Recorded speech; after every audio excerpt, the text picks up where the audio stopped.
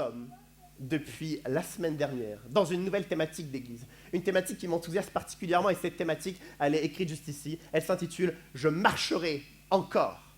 Je marcherai encore. Le but de cette thématique est simple. Alors que les uns et les autres, il est possible que dans notre vie, dans notre vie de famille, dans notre vie personnelle, dans notre vie professionnelle, dans notre vie d'église, dans notre vie spirituelle, il est possible qu'à un moment donné, on s'est senti paralysé à cause d'une blessure, à cause d'une trahison, à cause d'une tragédie qui est venue frapper notre vie, à cause peut-être d'une dépendance ou d'une habitude qui a pris toute la place, à cause d'un conflit, à cause d'une rupture. À un moment donné, on s'est senti paralysé. Le temps passe et nous sommes restés paralysés. Le but de cette thématique, c'est que nous puissions redécouvrir comment est-ce que Dieu nous appelle à sortir de cette paralysie pour aller découvrir la prochaine étape que Dieu nous appelle à atteindre. Alors, chacun d'entre nous individuellement, et en couple, et en famille, et en église, on veut apprendre à sortir de cette paralysie pour aller découvrir le prochain niveau, le prochain palier, la prochaine étape que Dieu nous appelle à atteindre. Pour certains, cette prochaine étape, c'est de commencer à avoir une vie de prière. Peut-être après des années et des décennies de vie chrétienne, on a laissé de côté la vie de prière parce qu'on a estimé qu'on n'avait pas le temps, qu'on n'était pas ce genre de personne, ce genre de chrétien. Peut-être que la prochaine étape, c'est d'avoir cette vie de prière. Pour certains, la prochaine étape, c'est de enfin marcher dans la réconciliation, ou dans la famille, ou dans des proches relations. Il y a une rupture, il y a des mois ou il y a des années. Nous avons accepté cette rupture. Peu importe les raisons, peu importe l'injustice qu'il y a eu, mais nous avons aujourd'hui accepté cette rupture. Dieu nous appelle à la prochaine étape et c'est la réconciliation. Certains d'entre nous, dans notre vie professionnelle, il y a une telle oppression et on a accepté malheureusement à cause du système, à cause de l'injustice, d'être écrasé par cette situation. Dieu nous appelle à une prochaine étape, une étape de liberté, une étape d'assurance, une étape de confiance en soi, une étape où on sait que Dieu nous appelle à quelque chose d'autre dans le milieu professionnel. Certains d'entre nous, notre paralysie est au niveau de notre témoignage parce que non seulement de façon passive, mais aussi en prenant l'initiative, nous ne partageons plus notre témoignage. Comme si c'est quelque chose de caché, comme si nous avons honte de notre foi. Nous ne portons plus notre témoignage comme un étendard que Dieu nous appelle à dresser. La prochaine étape que Dieu nous appelle à atteindre, c'est d'avoir notre témoignage, qu'il soit dit haut et fort à chaque moment, dans le milieu professionnel comme dans le milieu familial. Peu importe l'étape que Dieu nous appelle à atteindre, il nous appelle. Et le but, c'est qu'on le découvre ensemble durant les 3 prochains mois. Amen. Ce matin, on va découvrir ensemble l'histoire d'un homme. Cet homme est paralysé pour plusieurs raisons. Il n'arrive plus à vivre, il est seulement dans une survie. Ce n'est pas seulement lui, c'est tous les Israélites à son époque qui sont paralysés, incapables d'avancer, incapables de se projeter. Ils sont à l'arrêt, en survie. Ils sont soumis à une situation qui les oppresse. Ils sont paralysés. Et on va découvrir ensemble comment Dieu non seulement déverrouille leur paralysie, mais les appelle à atteindre une nouvelle étape. Je vous propose qu'on puisse lire ensemble Juges chapitre 6, et on va lire les premiers versets. Les Israélites firent ce qui déplaît à l'Éternel, et l'Éternel les livra entre les mains de Madian pendant 7 ans. La domination des Madianites fut puissante contre Israël. Pour leur échapper, les Israélites se retiraient dans les ravins des montagnes, dans les grottes et sur les rochers fortifiés. Quand Israël avait semé, les Madianites montaient avec Amalek et les nomades de l'Est et marchaient contre lui. Amen. Merci. Ces quelques versets, ces quelques phrases nous montrent le contexte de cette époque, le contexte pour Israël. À un moment donné, les Madianites gagnent contre Israël. Israël subit donc la défaite avec son lot de destruction, son lot de deuil. Ils sont frappés par la défaite et on imagine à peine la souffrance qu'ils sont en train de vivre. Mais au lieu, comme chacun d'entre nous, nous imaginons, au lieu de, quelques mois après évidemment, de marcher progressivement vers la consolation, vers la guérison et reconstruire le pays, ce n'est pas ce qu'ils vont faire. Ils vont choisir de se cacher dans les montagnes, dans les grottes. Ils vont se cacher. Au lieu de vivre en pleine liberté dans le pays qui les appartient, de reconstruire autant leur relation avec Dieu que leur pays, ils vont se cacher. Comme s'il y a une honte, comme s'il y a une lâcheté, comme s'il y a une absence de force pour reconstruire quelque chose qui a été détruit. Le temps passe et après cette défaite, ils se cachent et certains, c'est ce qu'on a l'impression, commencent à sortir à l'extérieur parce qu'ils veulent semer. Ils retournent dans les champs pour pouvoir semer. Ils veulent certainement apporter une nouvelle dynamique agricole, une nouvelle dynamique économique, dans le but de revivre enfin, avoir les ressources pour rebâtir quelque chose. Sauf qu'à ce moment-là, après avoir semé, l'heure de la moisson arrive et les Madianites reviennent. Ils attaquent à nouveau et ils vont piller les ressources. C'est ce qu'on voit dans les versets qui suivent. À chaque fois, ils vont piller leurs ressources. Commence alors pour les Israélites un cycle malheureux. Il y a la défaite avec son poids, la défaite qui s'installe dans le temps, après quoi ils vont se cacher dans la honte, dans l'absence de force, après quoi ils vont se faire piller le peu de ressources qu'ils ont. Et ça continue, défaite, ils vont se cacher, ils vont se faire piller les ressources. Et c'est un cycle qui va s'enchaîner, se répéter encore et encore pendant 7 années. Un cycle bien malheureux pour eux, 7 années de difficultés. Et quand je vois ce que vivent les Israélites, je fais le constat que quelquefois ça ressemble à nos vies. Les Israélites sont frappés par la défaite et à ce moment-là, la défaite les paralyse. Combien d'entre nous, à un moment donné, nous avions une ambition, un projet, un désir d'aller plus loin et l'échec est venu nous paralyser. Et peu importe les mois et les années qui passent, on fait toujours mention de notre projet passé, comme s'il y avait un sentiment de défaite qui s'était installé. Combien d'entre nous, il y avait un projet familial, voire même un épanouissement familial, mais un événement est venu non seulement gangréner notre famille, mais la paralyser. Cette défaite dure dans le temps et peu importe le temps qui passe, on se souvient encore de ce qu'était notre famille avant la rupture, avant la problématique, avant le conflit. Et certains d'entre nous, cette défaite, elle est venue s'installer. Et peu importe le temps qui passe, peu importe les milieux qu'on fréquente, on traîne ce fardeau et on n'arrive pas à s'y échapper. Certains d'entre nous, on ressemble aux Israélites lorsque les Israélites choisissent de se cacher dans les montagnes, cachés dans les grottes. Ça a peut-être été mon cas à certaines périodes de ma vie et c'est peut-être notre cas, votre cas, à un moment donné où on sait où est le problème. Ici, le problème, c'est Madian. Il faut les repousser, il faut les battre. Il faut renouer avec Dieu pour avoir les forces de battre à nouveau Madian. Mais au lieu de régler le problème à la source, on va se cacher dans les grottes, on va se cacher dans les montagnes, par peur, parce qu'on n'a peut-être pas les forces nécessaires. Et certains d'entre nous, on se cache à la question comment ça va, à la question quels sont les défis, quelles sont les problématiques. On évite d'aborder les sujets en profondeur. Parce qu'on sait qu'il y a des choses autour de nous qui doivent être résolues, mais on n'ose pas, alors on le cache, on le met sous un voile, on porte un masque, voire même quelquefois on va déménager, on va quitter un milieu, on va changer de travail, on va changer nos relations, parce qu'on veut éviter de régler un problème de fond. Certains Israélites, enfin, ils tentent de sortir à nouveau, semer, pour avoir une nouvelle dynamique agricole, une nouvelle dynamique économique et revivre à nouveau. Mais ils se font piller leurs ressources encore et encore. Et certains d'entre nous, l'adversaire, il vient piller nos ressources. On a peu de force, on a un peu de courage, on a un peu de compétences, un peu de stratégie, un peu de finances, un peu de matériaux. Et on tente d'avancer avec le peu qu'on a, mais l'adversaire vient piller tout ça. Il pille nos forces, il pille nos ressources. Et on se retrouve comme les Israélites à tourner dans ce cycle malheureux, paralysé, incapable d'aller plus loin. Mais à ce moment-là, voici ce qui va totalement transformer la situation. C'est qu'après 7 années de souffrance, les Israélites vont crier à l'Éternel. Encore une fois, ce n'est pas un cri d'un instant ponctuel parce qu'ils se sentent un peu misérables. Non, c'est ce cri sincère, cette supplication qui s'installe dans le temps où jour après jour, ils supplient « Ô Éternel, viens nous sauver, tends-nous la main, on veut reconstruire quelque chose avec toi, on veut faire revivre à nouveau Israël. » Et c'est ce cri de supplication qui a totalement changé et transformé leur situation. Ça a été l'étincelle d'un nouveau commencement, le démarrage pour une pleine transformation. Et pour chacun d'entre nous, si notre vie ressemble un instant, à un moment donné, à celle des Israélites, paralysés dans une des dimensions de notre vie, c'est le moment alors pour chacun d'entre nous d'élever un cri, une supplication à Dieu. Alors on peut chercher à droite et à gauche des solutions, une activité, une nouvelle philosophie, de nouveaux amis, un déménagement, une fuite, une échappatoire. Mais tant que l'on ne crie pas sincèrement et authentiquement à Dieu pour son secours, il ne pourra pas intervenir. Israël décide à ce moment-là de crier, de supplier sincèrement à l'Éternel. Et Dieu, à ce moment-là de l'histoire, après cette année, Dieu intervient. On va lire les versets qui suivent. Ils vont nous montrer l'intervention de Dieu. C'est à partir du verset 11, le texte se poursuit, il nous dit « Puis l'ange de l'Éternel vint, et il s'assoit sous le térébinthe d'Ophra qui appartenait à Joas, membre de la famille d'Abiézer. Son fils Gédéon battait du blé au pressoir pour le mettre à l'abri des Madianites. L'ange de l'Éternel lui apparut et lui dit « L'Éternel est avec toi, vaillant héros. Et on s'arrête là pour le moment.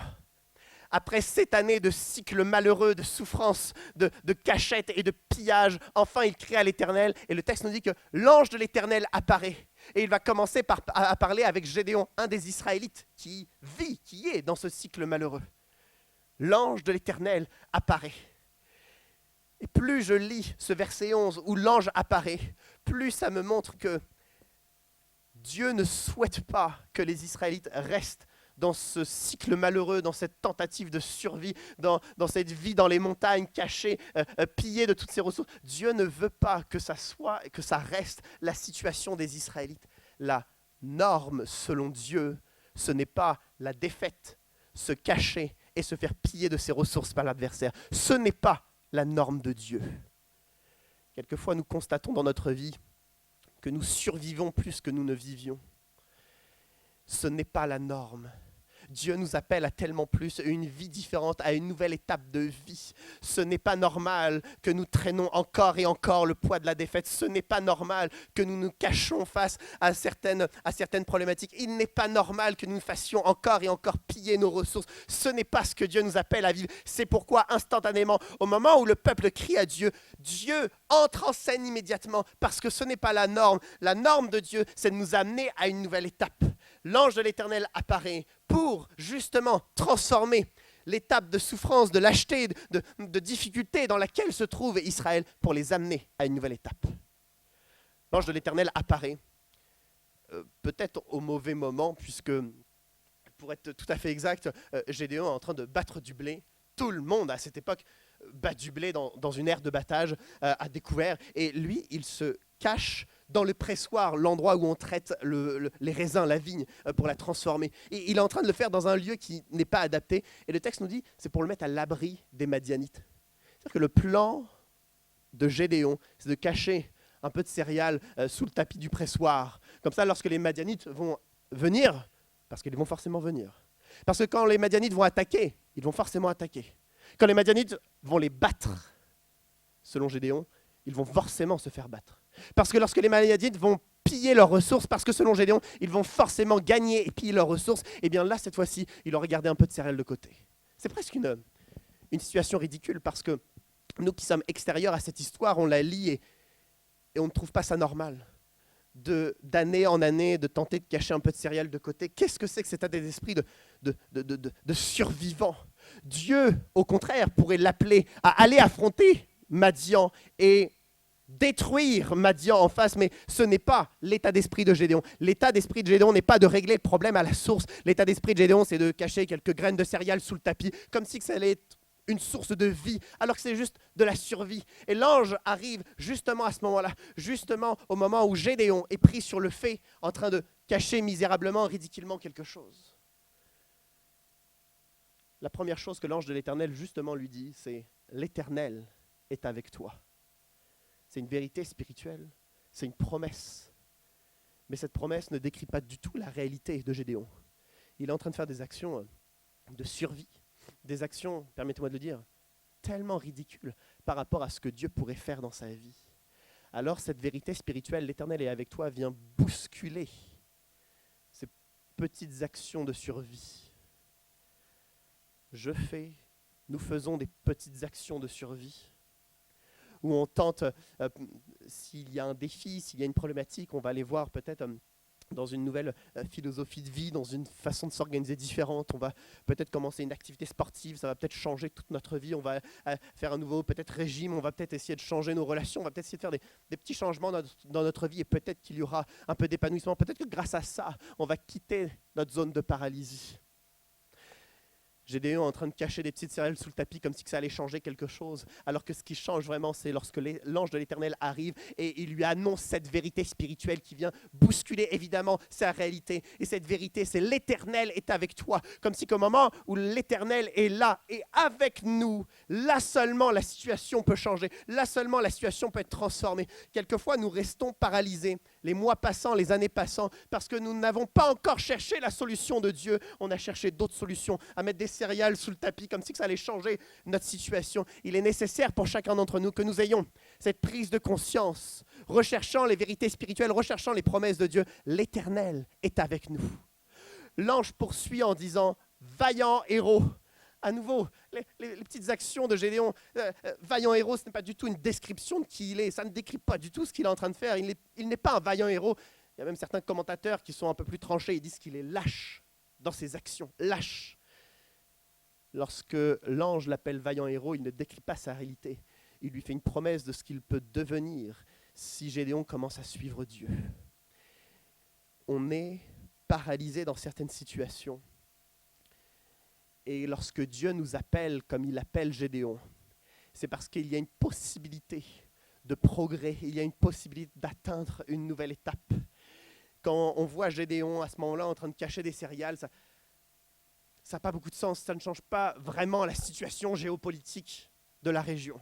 Et pourtant, après plusieurs événements majeurs de sa vie, Gédéon est devenu l'instrument, le serviteur de Dieu. Et on peut uniquement dire, évidemment, que c'est un vaillant héros après plusieurs événements majeurs qui arrivaient dans sa vie et la façon dont Dieu l'a utilisé. C'est-à-dire qu'il est passé d'un statut de lâche à un statut de vaillant héros. C'était possible pour Gédéon, donc c'est possible pour chacun d'entre nous.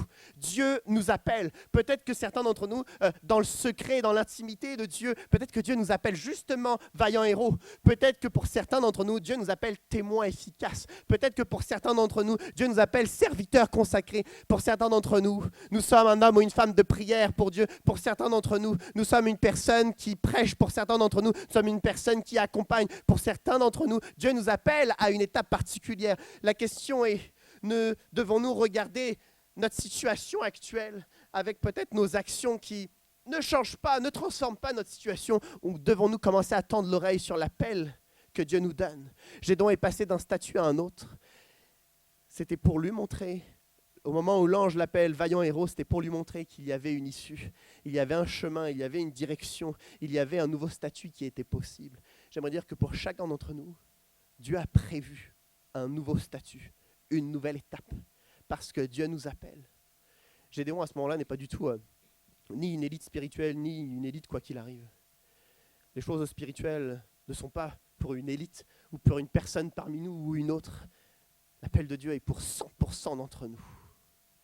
La prochaine étape, Dieu en a prévu une pour chacun d'entre nous. Soit nous restons malheureusement liés dans cette paralysie, soit on entend l'appel de Dieu et on commence à se diriger en direction de l'appel qu'il a prévu pour nous. Amen. L'ange poursuit. Alors que l'ange vient de dire « L'Éternel est avec toi, vaillant héros », Gédéon va lui répondre. Voici ce que le texte nous dit, c'est les versets qui suivent. Gédéon lui dit « Ah, mon Seigneur, si l'Éternel est avec nous, pourquoi tout cela nous est-il arrivé? Où sont tous ces actes merveilleux, ce que nos pères nous racontent quand ils disent « L'Éternel ne nous a-t-il pas fait sortir d'Égypte? Maintenant l'Éternel nous abandonne et nous livre entre les mains de Madian. » L'Éternel se tourna vers lui et dit « Va avec la force que tu as et délivre Israël de l'oppression de Madian. N'est-ce pas moi qui t'envoie ?» Gédéon reprend la parole et il commence en disant « Ah Seigneur !» Et puis il va poser des questions. Il est un peu en train de se plaindre entre nous. Quand on regarde et qu'on se dit « Ah, nos pères, ils nous ont dit qu'il y avait des miracles, des merveilles. » Il n'y a rien du tout. Dieu nous a abandonnés. Dieu n'est plus là. Si l'Éternel était avec nous, mais l'Éternel nous a abandonnés. Il est en train de se plaindre. Et la base de sa plainte, c'est quand même de dire que l'Éternel nous a abandonnés. À qui est-ce que Gédéon est-il en train de parler? Gédéon est justement en train de parler à l'ange de l'Éternel. Et face à face à l'ange de l'Éternel, il dit « Dieu nous a abandonnés ». Il se moque de qui, Gédéon? Il ne prend pas conscience de qui est face à lui. Et d'ailleurs, quand il dit « Ah Seigneur », ce n'est pas le terme Adonai pour dire Seigneur Dieu. Ici, c'est Seigneur Adonan pour dire juste Seigneur, maître, professeur, personne respectée. Mais il ne prend pas conscience de qui il a en face de lui. Alors il est dans sa plainte. Il cherche à accuser les autres, à accuser Dieu, à accuser ses pères. Il ne se rend pas compte qu'il a Dieu face à face avec lui. Je me souviens, c'était il y a plusieurs années, c'était dans une autre église, et il y avait un grand événement pour les enfants qui était en préparation. Le jour J s'approchait, donc il y avait les grandes répètes qui arrivaient. Et il y avait vraiment énormément de personnes, énormément aussi de décors, de logistique. Et l'équipe de louange participait avec les enfants pour toutes sortes d'activités. Il y avait des danses, des mimes, des sketchs, etc. Plein de choses. Et une semaine avant de mémoire, il y avait une grande répétition générale et la décoration était là, les enfants étaient là, tous les moniteurs étaient là. Il y avait 4 ou 5 techniciens de la sono qui étaient là et le sonorisateur principal qui était au fond. Et par curiosité, j'étais là, à côté du sonorisateur. Et puis, les scènes se passaient. Et à un moment donné, dans le spectacle, je me souviens, il y avait une fille qui disait quelque chose, une petite fille. Et puis, à un moment donné, elle devait faire que la musique commence. Elle fait ça et le sonorisateur est censé mettre play pour que la musique sorte. Et donc, elle fait que la musique commence. Et il y a un calme, parce qu'il y a un silence. Et c'est une semaine avant, dans une église particulièrement rigoureuse à ce moment-là, et ça ne plaît pas. Alors les moniteurs râlent, et puis on commence à chercher le problème, on recommence, ça ne fonctionne toujours pas. Alors à ce moment-là, les moniteurs cherchent qu'est-ce qui sur la scène ne convient pas. Bon, après 5 minutes, c'est les 4-5 techniciens qui sortent chacun de leur basse pour aller chercher qu'est-ce qui ne va pas. Et après 10 minutes où la tension commence à se lever, parce que c'est dans une semaine que le spectacle commence, c'est le sonorisateur principal qui sort et qui commence à avancer, et tout le monde commence à chercher le problème. Moi, on m'avait dit de ne pas toucher à sono, alors j'étais tout au fond, mais j'avais vu que quand le sonorisateur avait appuyé sur play, il y avait un voyant rouge marqué « mute » qui clignotait. J'avais vu ça, mais j'osais rien dire, et on laisse faire, et après 15 minutes de tension, je prends mon courage à deux mains, puis j'appuie sur le bouton mute, et à ce moment-là, le son sort, et il y a tous les enfants qui font « ah », les moniteurs, ah, les techniciens, ils font « ah », il y en a juste un, c'est le sonorisateur principal qui repart dans son son, comme ça, et il est en train de râler. Cette histoire, c'est exactement pareil pour Gédéon. Gédéon, il cherche où est le problème. Il cherche à droite, il cherche à gauche, il accuse les enfants, il accuse les moniteurs, il accuse les autres, il cherche qui est le problème. Il ne se rend pas compte qu'il faut juste qu'il appuie sur le bouton mute pour enfin avoir ce dialogue avec Dieu, parce que Dieu, il est là, c'est disponible. Dieu, il a toujours été là, il ne l'a jamais abandonné. Et il est temps pour chacun d'entre nous, lorsque nous sommes enfermés dans cette paralysie, de ne pas commencer à accuser les autres. Et peut-être qu'on a été victime des autres, peut-être qu'il y a eu une injustice, mais que nous soyons dans la justice ou malheureusement dans l'injustice, que nous soyons coupables ou que nous soyons innocents dans la problématique auquel nous sommes, quoi qu'il arrive, Dieu est toujours là. Et il est temps pour nous de redéclencher le dialogue avec Dieu pour savoir vers où Dieu nous appelle à aller, quelle force Dieu va nous donner pour sortir de cette paralysie. La réponse de l'ange est encore plus merveilleuse et selon moi, la réponse de l'ange, c'est le cœur de ce chapitre. L'ange va dire « Va avec la force que tu as ». Alors, la question de Gédéon, c'est pourquoi Dieu n'agit pas? Et la réponse de l'ange, c'est va avec la force que tu as. Comme si l'ange est en train de dire, tu veux connaître les merveilles de Dieu? Tu veux voir les miracles de Dieu? Pas de problème, lève-toi, vas-y, avec la force que tu as. Personne depuis ces temps n'a eu suffisamment de foi pour se lever et pour y aller. Pourquoi? Parce que pas d'armée d'Israël, pas de ressources, pas de force, pas de motivation, pas de morale, rien du tout. Peut-être, on ne le sait pas, mais peut-être qu'il y en a eu des centaines et des centaines de Gédéons depuis 7 ans. Peut-être qu'il y en a eu des centaines et des centaines auxquels Dieu s'est approché et lui dit, et leur a dit, pas de problème, levez-vous et allez-y. Mais personne ne s'est levé. Parce que ça demande de la foi de croire qu'au moment où on va se lever, au moment où on va aller, avec le peu de force qu'on a, Dieu va compléter cette force. Dieu va pourvoir à l'ensemble de nos besoins. Dieu va se charger de l'ensemble des difficultés. Dieu va apporter toutes les ressources nécessaires. Et il faut de la foi pour croire que, avec le peu de force que nous avons, nous décidons quand même d'y aller. Nous décidons quand même d'avancer parce que nous savons que Dieu va compléter les forces qui manquent. Personne en ces temps n'a eu cette foi. La question est posée maintenant à Gédéon, est-ce que tu as la foi de te lever et d'avancer? Ce n'est pas que Dieu n'a pas fait de merveilles et de miracles, c'est que Dieu n'a pas trouvé de foi. Avons-nous la foi de croire que nous pouvons sortir de nos paralysies parce que nous savons que Dieu va nous donner les forces, les bons conseillers, la bonne direction, les sages conseils, l'énergie nécessaire, faire atténuer la fatigue et l'usure, faire atténuer les doutes et les angoisses et nous emmener pas à pas dans le bon chemin jusqu'à atteindre la nouvelle étape que Dieu nous appelle à atteindre. Avons-nous cette foi ? Personne en ces temps n'a eu la foi, donc il y a eu 7 années de paralysie. Et tout pendant qu'on ne déclenche pas cette foi, que Dieu va compléter les forces qui nous manquent, et donc qu'on peut avancer dans cette confiance, eh bien nous resterons paralysés. La foi est le dénominateur principal de la relation entre Gédéon et Dieu. Le texte se poursuit. Les prochains versets sont tout aussi intéressants. Voici ce que le texte nous dit, c'est les prochains versets. Gédéon lui dit, « Ah mon Seigneur, avec quoi délivrerai-je Israël? Mon clan est le plus faible de Manassé, et je suis le plus petit dans la famille de mon père. » L'Éternel répondit, « Mais je serai avec toi, tu battras les Madianites comme s'il s'agissait d'un seul homme. Alors Gédéon parle à nouveau, il dit « Ah Seigneur, je suis le plus petit, des plus petits, des plus petits, je suis le plus faible, des plus faibles. » Je n'ai pas envie de traiter ce que Gédéon dit, parce que moi, dans ma lecture personnelle, ça m'agace, parce que Dieu vient de lui faire 15 encouragements, 15 confirmations, 15 fois Dieu l'a rassuré. Il y a l'ange de l'Éternel qui est face à lui, et je suis le plus petit des plus faibles. Je n'accepte pas cette victimisation de Gédéon. J'ai certainement peut-être tort, mais je n'ai pas envie de parler de ce que dit Gédéon parce que ça m'insupporte. L'ange de l'Éternel est face à lui. Il est en train de dire « l'Éternel est avec toi ». C'est la première chose que l'ange lui dit. Et d'ailleurs, quand il est en train de se victimiser, qu'est-ce que l'ange lui dit ?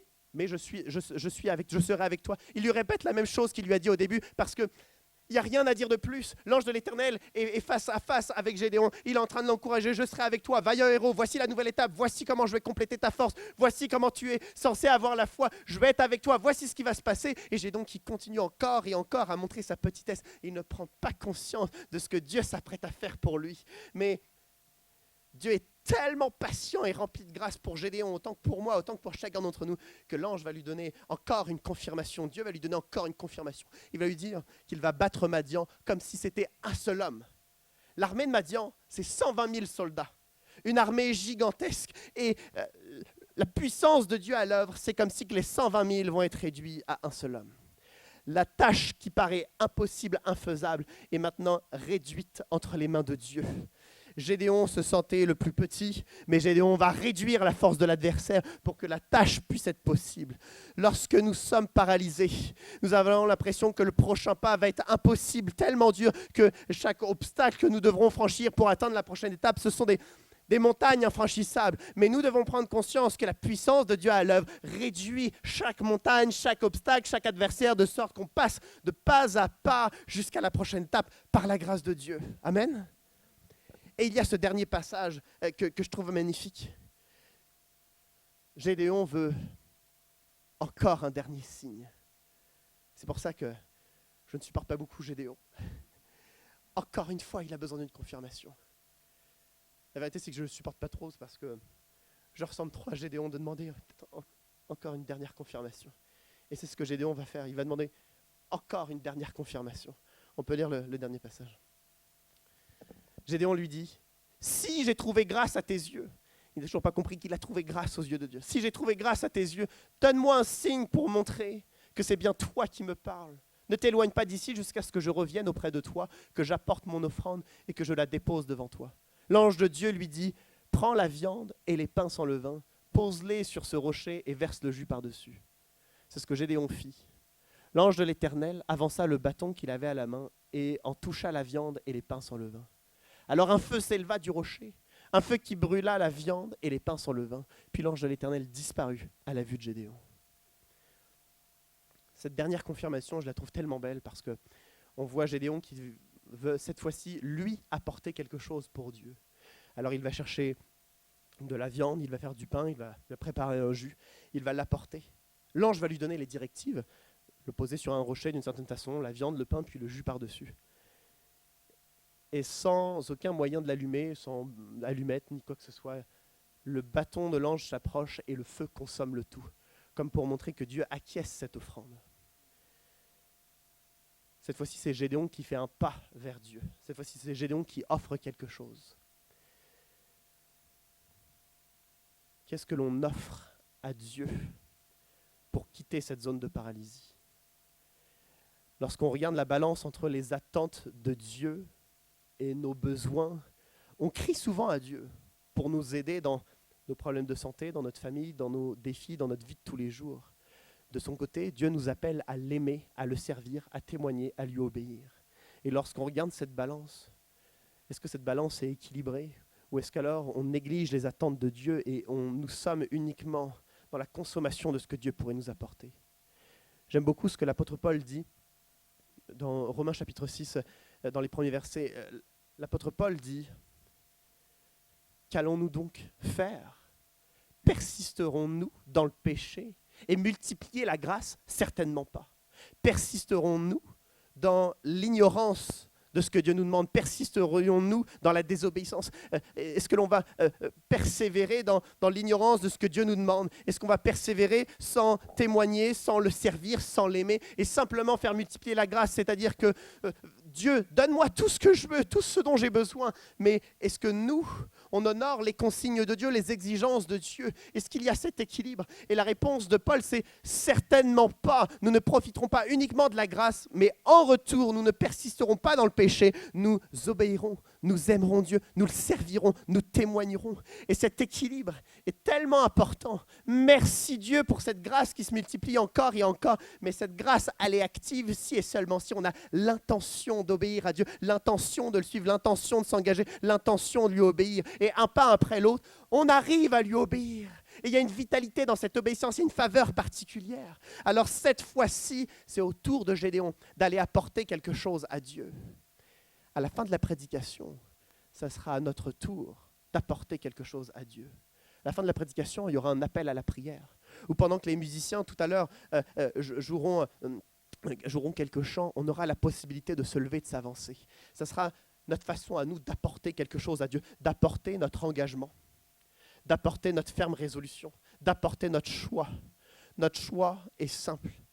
Nous n'acceptons pas de rester dans cette paralysie, mais nous souhaitons y sortir, nous souhaitons pas après pas aller à la découverte de ce que Dieu a prévu pour nous. Nous n'acceptons pas de rester dans cette souffrance et dans cette survie. Nous n'acceptons pas de rester dans ce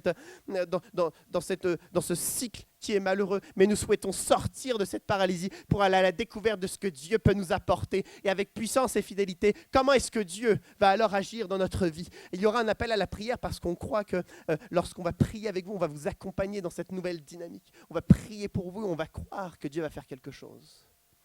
Il y a encore un élément que je trouve tellement beau, c'est que Gédéon va apporter son offrande de la viande, du pain et du jus. Dans quel contexte les Israélites sont?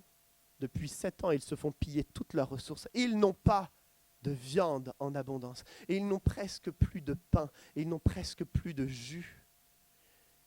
À une époque où ces ingrédients sont les plus rares et les plus précieux.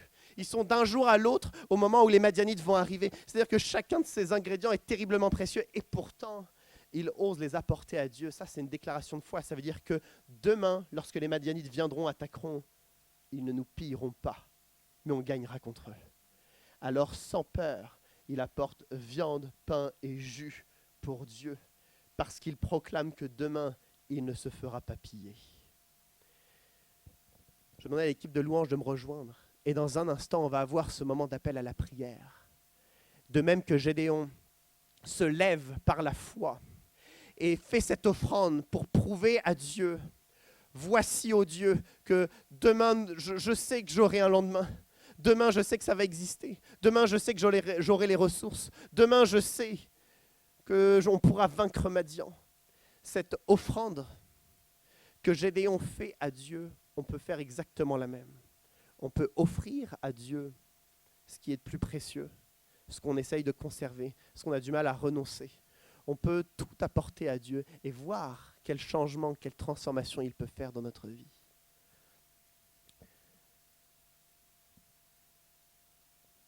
Gédéon insiste encore et encore pour demander des confirmations. Et on ne va pas lire les versets qui suivent parce que de mémoire, il en propose encore 2 autres confirmations. Confirmation de ce que Dieu fait.